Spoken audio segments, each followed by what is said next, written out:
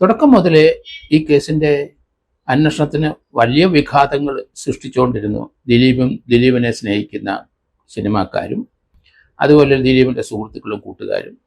നല്ല സാമ്പത്തികം ഉള്ളതുകൊണ്ട് കേരളത്തിലെ ഏറ്റവും അറിയപ്പെടുന്ന വക്കീലിനെ, ക്രിമിനൽ ലോയറെ തന്നെയാണ് അദ്ദേഹം ഏർപ്പാട് ചെയ്തത്. എന്ത് നിയമപ്രശ്നം ഉടൻ റേസ് ചെയ്ത് കഴിഞ്ഞാൽ ഉടൻ തന്നെ ഹൈക്കോടതിയിൽ, സുപ്രീം കോടതി പോകും. അപ്പോൾ അതിൻ്റെ തീരുമാനം വരെ കേസ് നീണ്ടു നിൽക്കും. ആയതുകൊണ്ട് പല സാക്ഷികൾക്കും മൊഴി പറയാനായിട്ട് ബുദ്ധിമുട്ടുണ്ട്. സിനിമാ രംഗത്തുള്ളവർ പലരും ദിലീപിനെ ആശ്രയിച്ച് കഴിയുന്നവരാണ്.